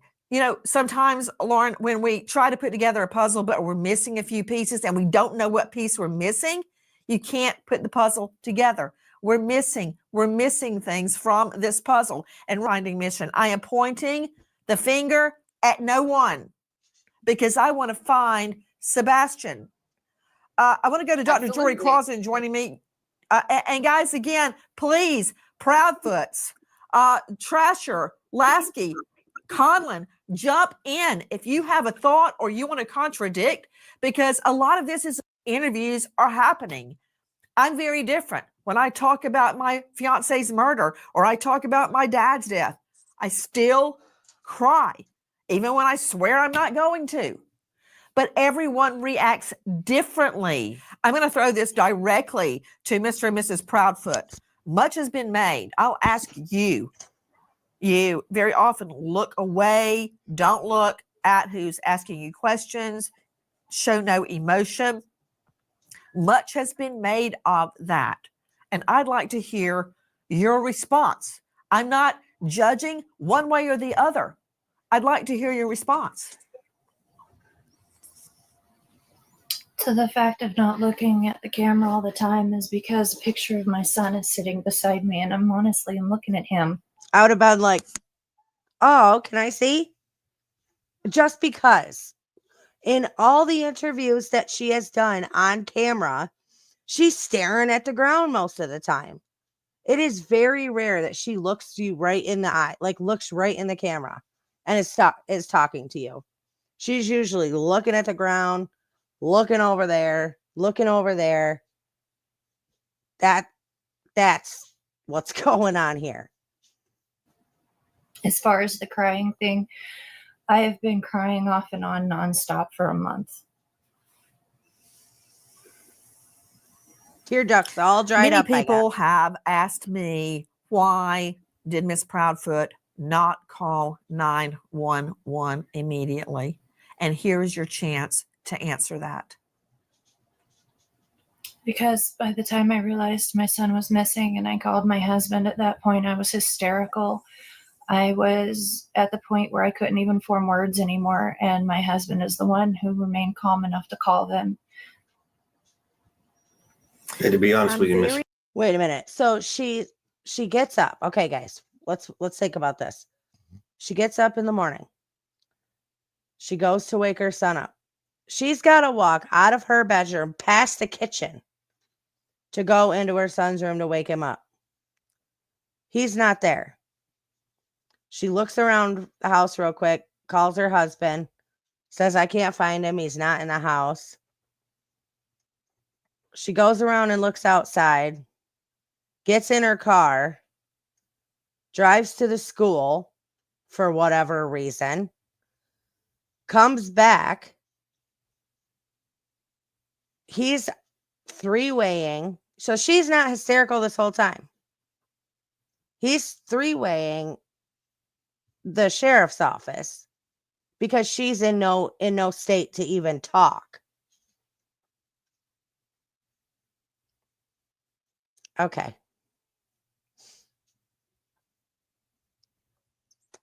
Funny, because this is how we've seen her every single time we've seen her.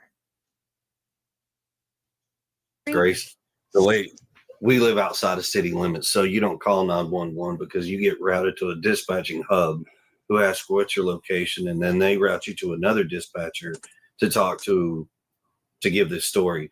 I cut all of that out and I called straight to the sheriff's department because they have jurisdiction of where we live. So that is freaking a load of crap. You call 911, they automatically have your exact location from where you're calling from. And they dispatch the closest people to you, the sheriff's, the closest cops, ambulance, fire, whatever it is you're calling for. So there's only two reasons why he would call the sheriff's office and not call 911. I will say it again. There are people that live 2 hours, outside of a town. The nearest town is, 50 miles away. Do you think they don't call 911 then when they got a problem? That's ridiculous. It is so ridiculous. They didn't. He is the one who called the sheriff's office because he's got a buddy in the sheriff's office. Number two, they'd have had his exact location from where he was calling from if he'd have called 911. Now, she'd have just done her job as a mother and called 911 right away instead of being on the phone with this guy. It wouldn't have been an issue. Now, would it have been?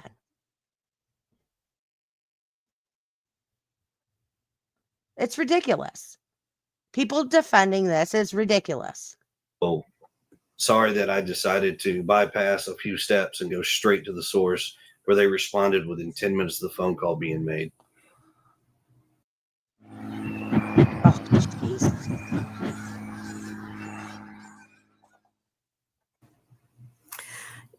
Miss Proudfoot, that evening, were you drinking? No, ma'am. Had you used any type of drug at all, even OTC, over the counter? No, ma'am. And you had no argument with Sebastian that night? No, ma'am. You stated you put the dogs away into a crate before you went to bed.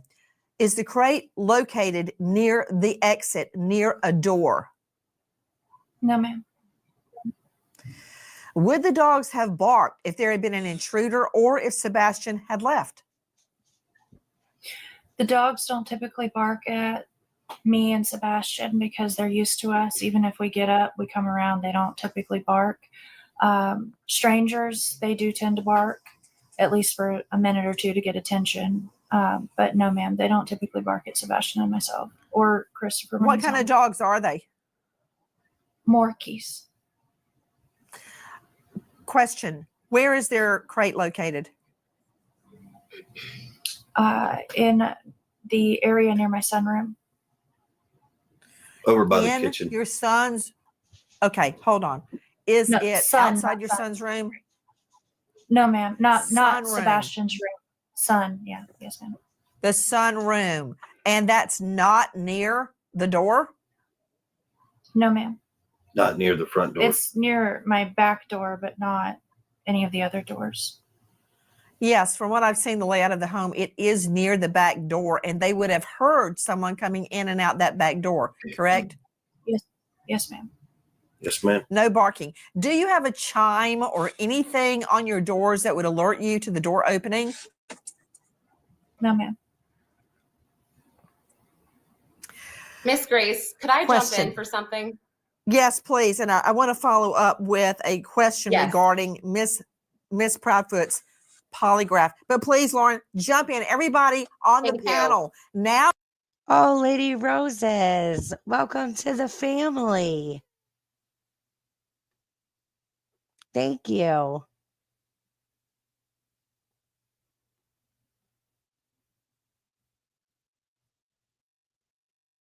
That is awesome of you.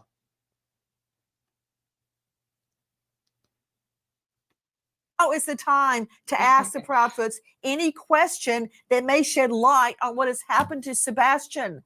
We are not in a judging arena. We are in a fact-finding arena. We can then assimilate the facts and make deductions. Please jump in. Lauren Conlon is Yes. joining me. You can find her at Lauren Emily Conlon. Go ahead. Yes, thank you. And now this might be for Brian as well. Yesterday, when the dogs hit and everybody's going crazy, YouTubers, internet, TikTokers, and we figure out it's not Sebastian and police are not involved, the TBI is not involved. Did you call the Proudfoots and let them know that this was not Sebastian? Did you tell them ahead of time that you were searching these areas?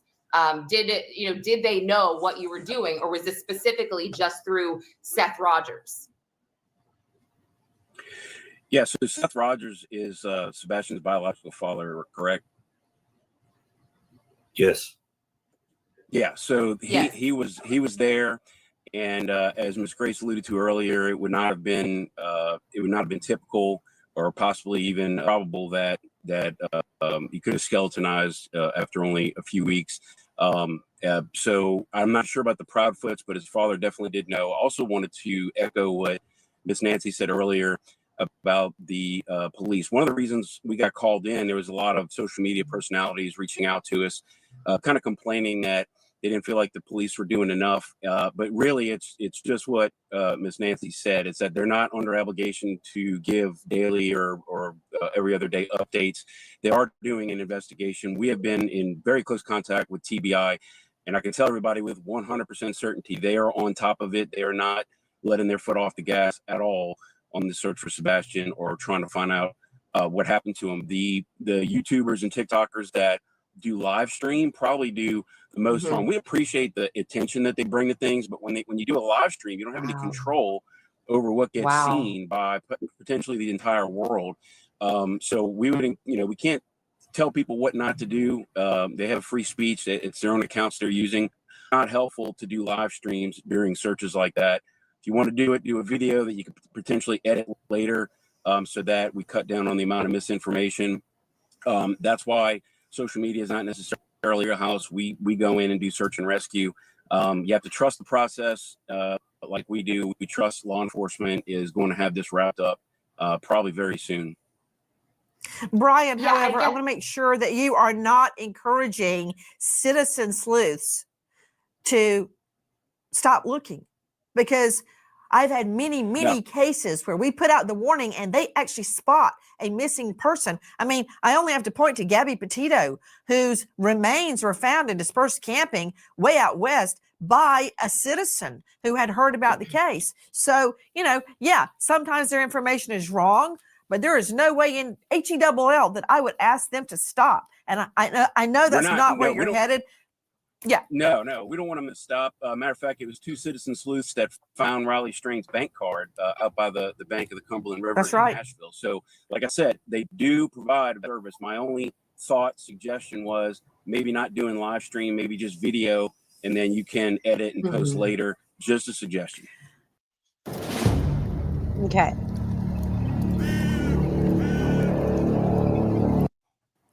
Hey guys, I don't want to see anything edited. I want to see the whole thing. No edits, no airbrushing, the real deal.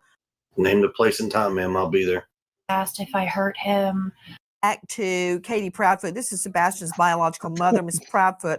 What questions were you asked during your polygraph? I was asked if I knew where my son was. I was asked if I hurt him.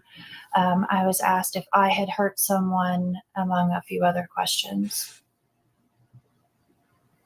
And Mr. Proudfoot, you have volunteered to take a poly? Wait a second. I just want to. Asked if I hurt him. Back to Katie Proudfoot. This is Sebastian's biological mother, Miss Proudfoot. What questions were you asked during your polygraph? I was asked if I knew where my son was. I was asked if I hurt him. I was asked if I had hurt someone, among a few other questions. I'm curious if she was asked, well, if she was asked, hey, do you know where your son is? No, because I mean, if she had given him away to somebody, she might not know where he is at. I'm just saying, these two know so much more than what they're saying, and everybody that's looking at them and questioning them and grilling them and dissecting everything that they say are doing it because they have caused that reaction, because of things that they have said and done by their own, their own selves. And Mr. Proudfoot, you have volunteered to take a poly? Yes, ma'am. If I were to set up a poly for you, would you take it? Name the place and time, ma'am. I'll be there. And she actually did, was going to set one up. And then he actually pulled out and was like, no, if I'm going to do one, I'm going to do one with TBI. There. And you're headed back to Memphis right now. Are you in your RV right now? I am in my RV. We are not disclosing our current location just because of safety reasons, due to the YouTubers, the Facebookers out there that have sent some very heinous, threatening information and things of that nature, threatened to be outside of our house, all kinds of nasty things. So we're not disclosing our location at this time, unless you're law Ms. enforcement. Proudfoot, is or that you need to one know. of the reasons you left the home? One of them, yes, ma'am. Question to you guys. When police came in and processed your home, did they look with, for instance, luminol? Did they check? What did they do when they searched your home? They thoroughly searched my home with many different things. They removed some things for the dogs to hold the scent, and for Sebastian's DNA. I know that they used thermal night imagery. night vision. Thank you.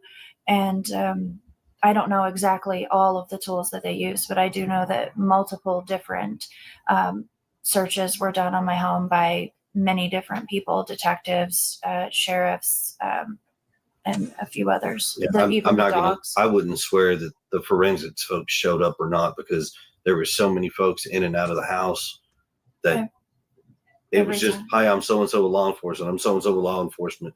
Okay. Every time they've said we need to look, or please do. Does Sebastian have a hardwood floor or a carpeted floor? In his bedroom, Carpet. Yes. Carpeting. Carpet. Did they remove any carpeting? No, ma'am. Do you feel confident they searched his bathroom? They did. Yes, ma'am, they did. When you state that they removed items for the scent dogs, what did they take? Clothing, a blanket that he used like every day, and a few other items of his, toiletries, like his brush. Lauren Conlon joining us, investigative journalist. Lauren, again, thank you for being with us. And earlier you were hearing sound from WSMV4. I understand you Into all of this, just over in your corner doing your search. No, ma'am. So here, to set that record straight and help the United Cajun Navy. So somebody's got a picture out there saying that we're enjoying a dinner when we're actually out there, got flyers at a dinner table because we need to eat. My wife was on the phone with the Cajun Navy That's how the Cajun Navy was brought in. And we talked to the president of the United Cajun Navy. He put us in touch with their team that was here locally in Nashville. Then that young lady reached back out to us, gave us some more information. We gave her some more details.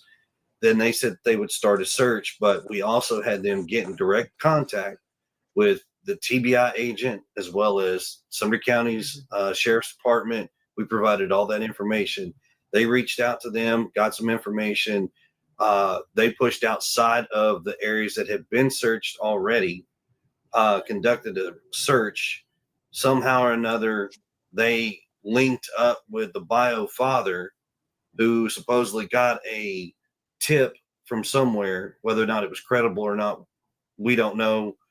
But it led them to searching on federal property without permission, which is where we have been informed at some point that there was allegedly a hit on something, but turned out to be nothing. And they were asked to leave the property immediately, or the cops were going to be called because it was trespassing based off of a tip that the bio father received. Yeah, to Brian Trasher, VP of Cajun Navy, let's clear it up. Isn't it true this is on federal property that had been closed off? It was a hurricane site earlier. It was also, yes, thank you. And it was also near railroad tracks, and some homeless people had been living there, and apparently one of them had died. And we believe that is what the dogs were hitting on. Is that correct? Yeah, all the above is correct. And we did not gain access to the property. Okay. So anyway, they have inconsistently lied over and over again. The stories have changed. Details have been put in here or there, depending on what interview you hear. That happened to be Nancy. He was very well behaved on Nancy Grace, of course. What's he gonna do? You know, not like he is when he gets on and goes on these panels. But everything that has, been said and stated, I mean, there's perfectly good reason why people are looking at these two. I'm so sick of hearing people say, well, they're getting dragged through the mud and, they're this. And what if it was your kid? If it was my damn kid, I wouldn't be acting like they do. I'd have been out searching. I'd have been tearing down doors and kicking through doors and they're tearing down walls to find my child. People could have ran their mouth. Listen, you want to run your mouth about me? You go right ahead. It's not going to stop me from looking for my child. It's not going to run me out of my home while my child is still missing. And I don't beat my kids. So we are not in the same position. So things would be different.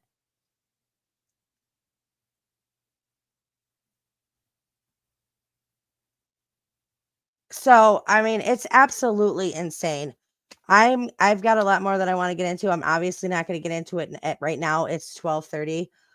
So I'm going to end this one here. And I'll be back with you guys tomorrow. It might be tomorrow morning, hopefully. But let me hear your thoughts down in the comment section below about all this. A little message to Katie. If you hear this, speak up for your child. There is no honor in silence. Stop protecting your husband. Stop choosing your husband. Start to choose your son, because he deserves better than what you're giving him right now. This is absolutely ridiculous. All right, let me hear your guys' thoughts. Thank you. Please hit that like button. Please subscribe to the channel. Consider joining the member, or consider becoming a member and joining the CNY family. And also please consider donations. The links are all down in the description below, and they're all in the chat. I'm going to end this one here. I love you guys. Stay strong, stay healthy, stay safe. Keep asking those hard questions. Keep spreading that light, and I will see you all next time.